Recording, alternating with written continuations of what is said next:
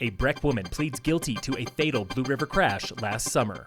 Phil Lindeman, Krystal, 93 News. This just in, a 32-year-old Breckenridge woman has pleaded guilty to a pair of vehicular homicide and DUI charges and now faces 8 to 20 years in prison.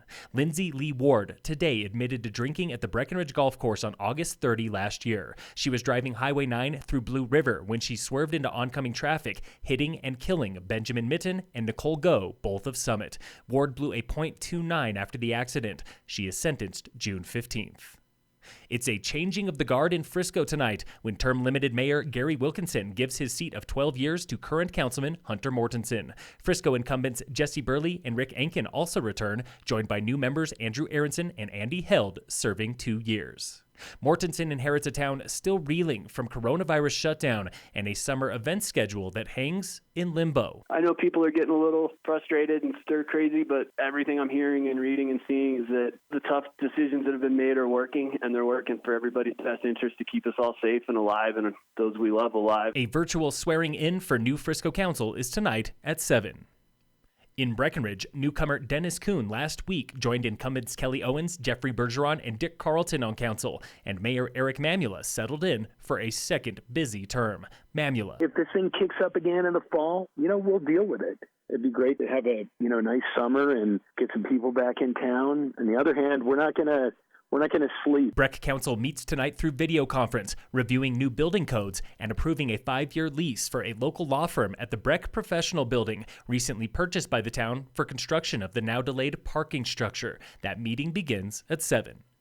Summit County is unveiling new Safer at Home rules, including an 8-page packet for local employers known as Business Social Distancing Protocols. Public Health Director Amy Wineland. Social distancing measures have true hard costs on our people and the community and the economy. So we do need to move into a more realistic approach, which is starting to lift some of these restrictions. Protocols include cleanliness, like removing all self-service cups or lids, and capacity limits, like one person for every 100 square feet of retail space. Now, this protocol is something that all businesses will need to be filling out as we progress forward into lifting more of our restrictions. These new rules for retail and service will reflect what is already in place at grocery stores and other essential businesses currently open.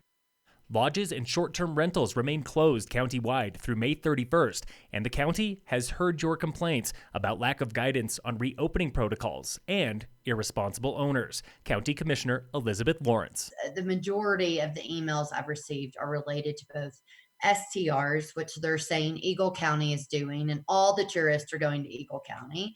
Whether that's true or not, we will see. County staff recently contacted 46 property owners with units on VRBO, and 40 of them, nearly 87%, are not taking reservations. Several are even discouraging travel. Another concern, though, is second homeowners lending properties to friends or family who are not residents, which violates Summit's revised health order. Public Health Director Amy Wineland. Our biggest worry is that people will be coming from areas where there are hotspots or epicenters of disease. Summit Sheriff took 28 calls for health order abuses over the weekend and wrote just one ticket.